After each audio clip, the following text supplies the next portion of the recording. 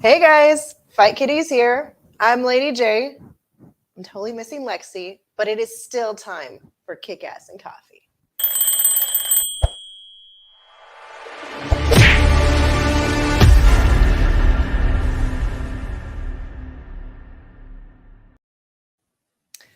All right, as usual, not a day goes by in the Wrestleverse without something going on. Good morning, my tomcats and my pussycats. Excuse me. I just want to take a second to thank our super chat superstars. Wushin Ryu Cat. I have to shout out and thank you for all the love and for supporting us. And as you know, we're going to jump into the news and save your comments. If you want to super chat me up, go for it. I will see it all super highlighted so your comment does not get lost. And if you have some fun stories to share or some different comments, I will be looking for you at the end of the news. And thanks again for all your super chats. Let's get started with some fight buzz.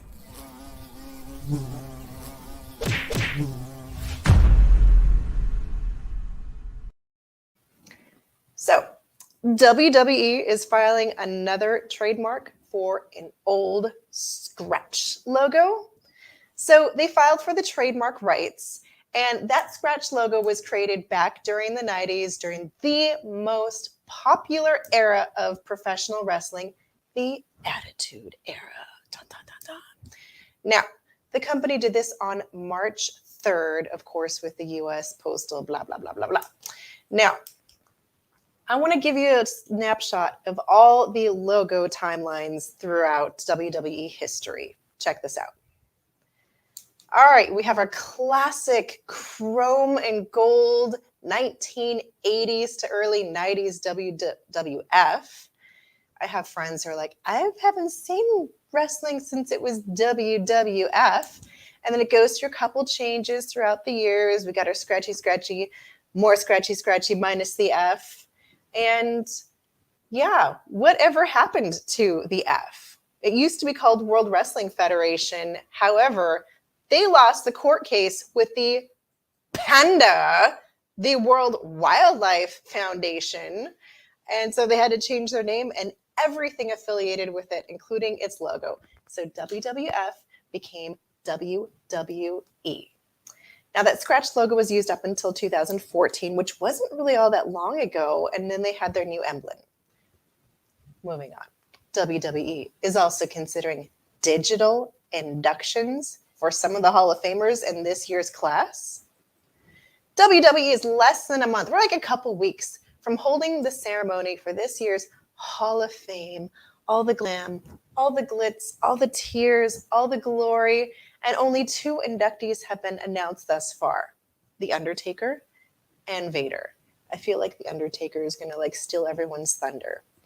Now, it's already been confirmed that for the first time ever in WWE history, Vince McMahon will induct the Dead Man. This ceremony is going to take place on Friday, April 1st. No fools about this at the American Airlines Arena in Dallas. Oh, hello. What's going on? Good morning, Manuel. Thanks for bringing your coffee, man. Yeah. Joseph, good morning. Take a sip of my foamy coffee. So yeah, don't miss the WWE Hall of Fame. Now, Dave Meltzer, the voice of all things wrestling around here on Wrestling Observer Radio, he has heard talk about WWE doing a digital induction. I keep thinking of the Thunderdome or something going on. And the idea of having Taker and Vader's family take the stage that night, because it's being held late at night, it's right after SmackDown.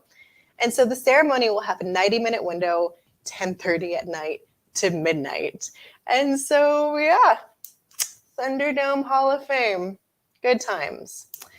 Now, what else do we have? The Undertaker is going to get the big treatment. I kind of feel bad for anyone else who's being inducted with him, because he's going to steal the show, especially Vince McMahon inducting him. And, Manuel, watching YouTube videos about Stone Cold. Oh, yeah. Oh, yeah. We're going to get to that, dude. Don't you worry. Before we do, I do want to talk about Defy Wrestling. We're taking a hard left here. I know. Defy Wrestling announces their lineup for Saturday's Defiant Nights event in Seattle, Washington. If you followed any of my New Japan stuff, they like bring guys in from Defy for like New Japan matches.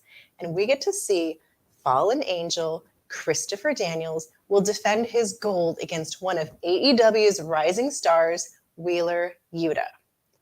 And we'll also see the PCW Ultra Women's Champion, Viva Van, put up her title against Danica Della Rouge. Oh, hold on. Joseph's like, don't get ahead of us. I still want to talk about the inductees.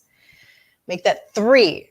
Zarian said that Psycho Sid will be one of the inductees. Dude, I think you're right. I needed more coffee before I moved on from here. Okay, back to Defy. So Defy veteran Ethan HD, who we've seen on New Japan, will be squaring off with New Japan LA Dojo Young Lion Kevin Knight. Heck yes. And after his impressive win at AEW's Revolution pay-per-view, Eddie Kingston will return to Defy to take on Big Damo, a.k.a. Killian Dane. Now, in an all violence is legal match, Shaft teams with War Beast, Jacob Fatu, Joseph Zamel to battle former Defy Tag Team Champions Midnight Heat and Levi Cooper. Joseph, tell me Defy's been on fire. Tell me. And if you've been wondering, whatever happened to them Bollywood boys? They're going to be at Defy. They're going to make another title defense when they take on one of Australia's hottest tag teams, Toma and Stevie Flip, the Natural Classics. Yes, Defy out of the Pacific Northwest. Check it out. And oh yeah, Joseph, you totally caught me off guard. Yeah, Sid is going to be the next WWE champion, expected to be inducted in this year's Hall of Fame. Andrew Zarian is reporting that he has heard that Sid will be inducted this year. He was a top star in several promotions throughout the 90s, getting his start in the business back in 87 as the Masked Lord Humongous in Continental Championship Wrestling. I got some nice vintage photos here. In 1989, he signed with the NWA and formed the Skyscrapers tag team with Dave Spivey. Then he joined the Four Horsemen in 1990, and then 1991, he signed up with W World Wrestling Federation. He was a top babyface, but then he turned heel for an epic feud with Hulk Hogan. Heck yes, look at this poster. My goodness. Oh, there's some fancy colors. Kind of having a comeback too. And in slightly random 80s news, Jesse Ventura is going to headline the 80s Wrestling Con event in Morristown, New Jersey. He does. Okay, Jesse, they called him Jesse the Body Ventura, but I was looking up new pictures of him. I'm like, he doesn't look like the body anymore. I'm not going to share that picture. We'll just keep this poster up in case you love yourself some 80s wrestling nostalgia. And so yeah, 80s wrestling, May 7th. If you're in New Jersey, go check it out. Enjoy the golden years of wrestling. And of course, it all goes to a good cause, people. It's going to benefit Connor's Cure. It's like WWE's favorite nonprofit as well. And then, of course, there'll be live wrestling from much more modern wrestling superstars like the Bollywood Boys, the Carnage Crew, the Sons of Samoa. Yeah, the Bushwhacker Luke versus Brooklyn Brawler. Lots and lots of fun 80s wrestling. Okay, on to some other news. Gail Kim, not like we're surprised, but the girl's like, no, I'm not returning to the ring. She was on Busted Open Radio, and she's like, no, it's not happening. Joseph, you like that 80s wrestling, don't you? That's okay. It was the golden days. All right. So Gail Kim, she's like, I'm feeling good. I'm producing. And then she gets that itch that all the other wrestlers get. But she's like, no, hurt my body too much. Don't want to hurt that brain anymore either. And but she's doing some work with the other women in the background, which is totally cool.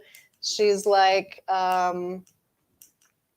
we have more women producing back here, and former WWE Diva Search winner, Christy Hemme, who I believe, wasn't she the one with that like scandalous story about Austin Aries, but yet we never heard her saying anything about it? Anyways, she is back with Impact Wrestling, working behind the scenes. And everyone's excited to have her back. She's working backstage, doing branding and production, and there's just more women back there, including Madison Rain, so it's not just a boys' club anymore. All right, let me take a breath. Joseph. Yep, she is a producer. Although they all get that itch to get back in the ring, can you blame them? It's fun, right? All right. I didn't call this one outright when I was guessing where Cody Rhodes was going to be. But he's still a freaking free agent, and there's still no definite word on where and when he's going to pop up. Oh, Joseph, we're going back to Austin Aries. The Aries story is right. Yeah, I think he like smashed his junk in her face during a show on camera. Now, there are a lot of things on camera that happened during the Attitude Era that were part of the show. This is a deeper argument, but it is some raunchy wrestling entertainment. Not my cup of tea or cup of coffee, but it is a show. I'm going to give you a minute. I have a feeling I'm going to get a comment on this one. Okay, back to Cody Rhodes then. So, in a post on the F4W board, Dave Meltzer, he confirmed that negotiations hit a snag and that there are multiple offers on the table for him. But like, who freaking has the money to offer him if it's not going to be WWE? MLW doesn't have that kind of money to offer what freaking Cody Rhodes wanted. So I don't know. He's like, we got to make a decision soon, but we heard little stories that Creative was told to come up for something for Cody at WrestleMania, but those plans were put on hold. And yeah, the more we wait, the drama gets bigger, and everyone's like, what the heck? What the heck? It gets better and better. I agree. And then, crazy idea, Cody versus Seth Rollins is being thrown out there. Seth Rollins is like, ha! Freaking Cody Rhodes at WrestleMania. We'll see, won't we? We'll wait and see. Now, someone yesterday was asking me if we watched Major League Wrestling, and we kind of do. We haven't really gotten into our stride of like doing reviews on it, but we keep an eye on what's going on over there. MLW is finally having a featherweight championship title. This will be the first belt in the history of the company seeking to develop a women's division, so July of 2021, Dave Prazik, the founder of Shimmer, Women Athletes, not familiar, check out Shimmer. He joined MLW and immediately began work on establishing a women's division, women's title, all that good stuff. This project, they're relaunching a plan that, of course, I'm sure got scrapped because of the vid, as Lexi calls it, the vid back in 2019. Everything went to a halt. And so, yeah, the first official fight of the division took place during the Blood and Thunder event back in November of 2019, where Zeta Zhang prevailed in a heads-up against the Spider Lady, Priscilla Kelly. And then September 2021, during the episode of Fusion Alpha, MLW officially announced that relaunch of the women's featherweight division and featured women on the roster, including Brittany Blake, Holly Dead, Nicole Savoy, the Sea Stars, Willow Nightingale, and Zoe Sky. So more women's wrestling to come. I'm sure you guys don't mind seeing girls in tiny tiny apparel. All right, on to the morning jab.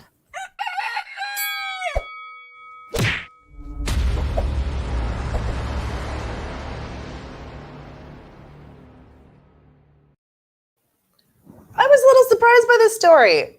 Out of all the freaking trolls out there, Ronda Rousey and WWE Raw's Women's Champ Becky Lynch are the top 2 most trolled female pro athletes on Twitter. Like based on real research on Bonus Finder, like ridiculous. So yesterday during International Women's Day, they're like, how much online abuse is going on for professional female athletes? And so like they counted all the tweets, they counted all the freaking negative tweets, and like these were like freaking like 83% of my, if 83% of my comments were negative, I would just give you the finger. And then freaking Rousey too. I'm like, oh, I thought she was the baddest woman on the planet. Not like the baddest tweets on the planet. Dang. So yeah, that was kind of sad. I will jab that. And then I'm also jabbing this. Steve Austin accepts Kevin Owens' WWE WrestleMania invitation. I know we've talked about it. I feel like I'm beating a dead horse.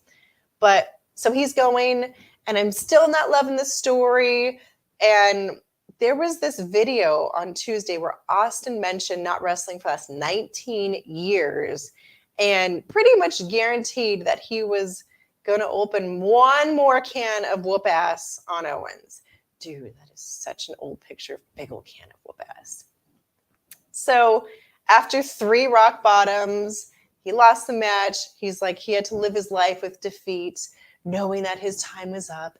And Kevin Owens, thank you for talking enough trash about Texas to get me out of this rut. I'm like, whatever, freaking. Is that all it takes, is trash talking about your home state to do it? I don't know. However, there was this video that we just found this morning, and I want to share it with you because it's like the same producer who's been doing the like Windham Rotunda scary videos, and it has to do with Steve Austin. –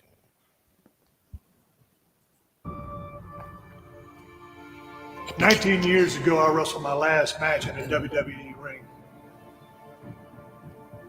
After 3 rock bottoms, 1, 2, 3, I lost the match. It's a rattlesnake. And for 19 years, I've had to live with that defeat, knowing my time was up. Heck yes. Texas. Kevin Owens, I want to thank you. I want to thank you for waking something up deep inside me that I've kept buried for 19 years. Come and get it. Ooh, Ever since you started running that damn mealy mouth of yours talking about the state of Texas. Just like the state of Texas, he is a broken down shell of his former self, living on past glory. You are one dumb son of a bitch. You got my attention. I know you're watching, and I don't think you have the guts to show up. His knees are so shot that when he was in WWE, he needed to wear knee braces just to get through his matches. Nothing would make me happier than to beat the hell out of this guy in his home state at WrestleMania and give him a stunner the world would talk about for years. Stone Cold Steve Austin is going to open up one last can of whoop ass on you, Kevin Owens. And that's the bottom line, because Stone Cold said so.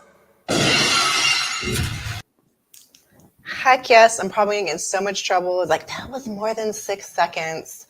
But whatever, the freaking rattlesnake is at it again. What'd you guys think of that video? Keith wants to know about Becky. We'll talk about her later. Joseph, hit me up, man. What'd you think about that video?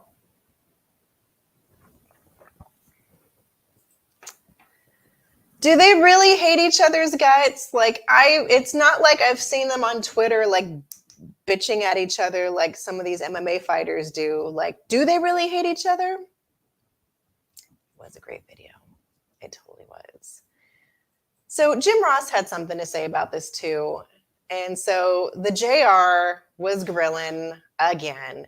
And he's like, Steve Austin is a perfectionist. He does not want to make himself look bad. And yeah, he has he goes on and on. You guys like to talk a whole lot more than I do. But yeah, Jim Ross wasn't loving the idea. He's like, the man's been retired for a while now. Why are we bringing him out? But I don't know. They are ready to bring him back. And I'm going to move on to some NXT news because I'm done jabbing on things, okay?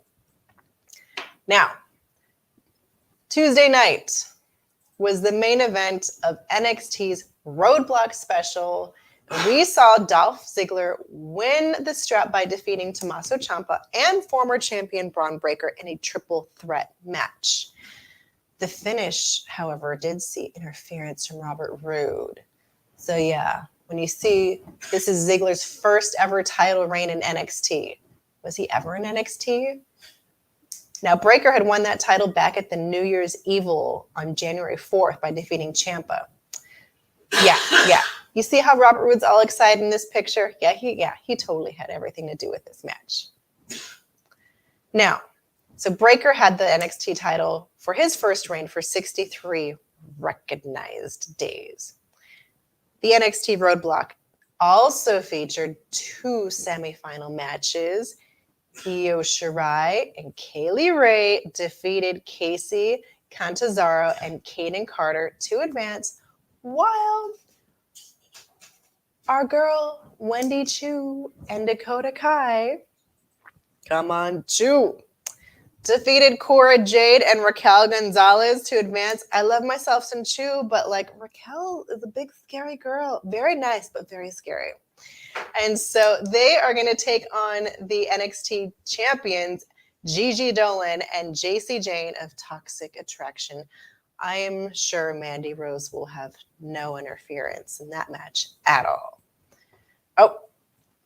Oh, let's see. Joseph, are we going to talk about NXT? I see you over there. Oh. Manuel's like, yes, that was a good video. Also like Wes, don't go saying open a can of Whoop-Ass one more time. Why not? All right, Joseph, are we going to address NXT? We're talking about it right now. I can go into the tournament finals. All right, I'll give you a second. So the tournament finals will now take place at a later date with Shirai and Kaylee Ray versus Chu versus Dakota Kai. And, Joseph thinks, yeah, I love Io Shirai. She's a badass too. Badass girl. Now, if you guys don't watch NXT UK, you might not be familiar with our next superstar. A-Kid is coming to NXT. He's from Madrid, Spain, and he was signed back in 2019. I remember seeing him become the inaugural NXT UK Heritage Cup champion back in November 2020 by defeating Trent Seven in the tournament finals. He held that title for 174 days before dropping it to Tyler Bate so he could move on to the NXT roster. That was a great match. I remember like, what is going on? The British rules are like a little more intense than like our regular tournament rules. So it was very interesting. And yeah, Joseph, A-Kid. At first, I'm like, what kind of name is that? No, it's A-Kid. Whatever. He's good. I'll go with it. All right, y'all. Any last NXT comments before we move on? I'm watching. Okay. Let's get on to some more fluffy news.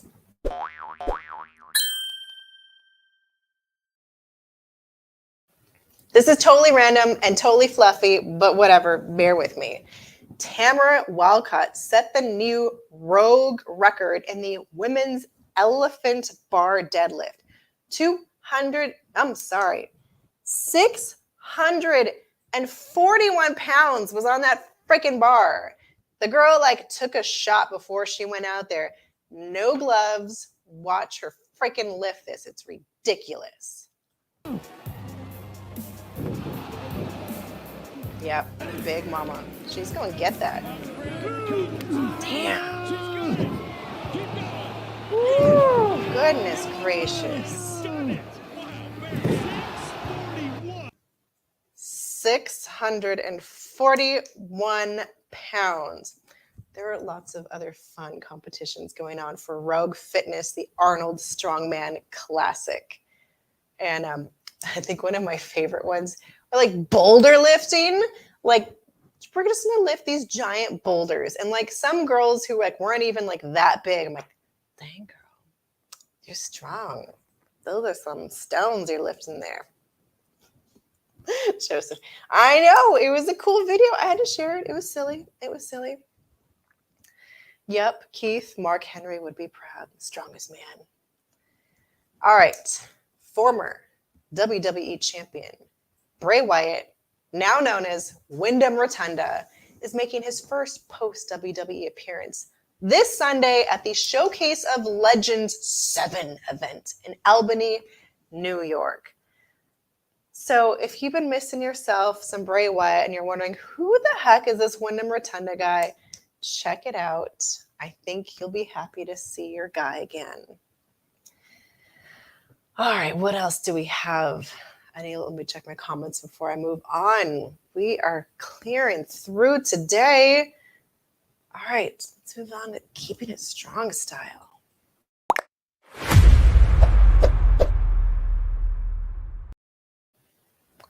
So Post Wrestling shared this story. Will Ospreay ain't going nowhere. He's like not leaving New Japan Pro Wrestling anytime soon. Man, these boys getting into these mushy stories. He believes he'll be with New Japan for the remainder of his wrestling career. He went deep into this whole story about while he was on the All Real Wrestling podcast. Ospreay has been, we talked about him in Rev Pro. For over 700 days, he's been the undisputed British heavyweight championship.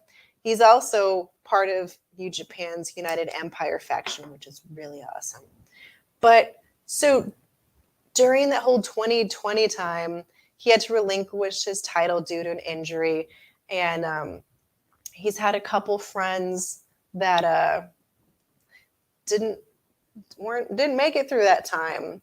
And so he was like, back in 2016, he's like, I joined New Japan Pro Wrestling. He had an opportunity to work for WWE and Impact Wrestling, both of them offering him a deal. But man, New Japan took care of Ospreay during his tough times. He's like, they gave me like the best doctors. And he's like, and they looked after me. And I mean, he's been the IWGP champion. I mean, he is just 28-year-old Ospreay. He's currently in the middle of the New Japan Cup tournament. He just defeated Bushi in the first round. And next up for him is El Fantasmo on March 12th. Joseph, yes, we could be like fans together. Ospreay, A-Kid, just... All right, Keith. I love the Windham Rotunda gimmick. He's carrying on the tradition of his brother Barry and his father, Mike Irwin. Ooh, I feel like I need to dive deeper into this now because I'm not familiar with this story. His father, Mike Irwin. I'm like, I don't know. Did I say it wrong, Joseph? United. What did I say? No. For Will Ospreay, United Empire. He's the leader. Yeah, but I like Jeff Cobb too. And TJP's just scary. He's like the meanest of them all. All right, Tomcats, last call. Any stories we're missing? Any tea simmering that we need to cover before we get going?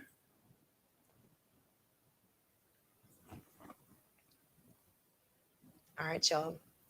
That is it for Kickass and Coffee. Thank you so much for joining me this morning. I know I'm missing Lexi. Daryl and I are like, where's Lexi? But we wish her a speedy recovery. She's not feeling very well. Thanks for watching, guys. You are amazing. If you like what you've seen here, please give us a like, a share, a subscribe. And for more Fight Kitties videos, click that link below. Until next time, I'm Lady J. Daryl, our coffee. Bye.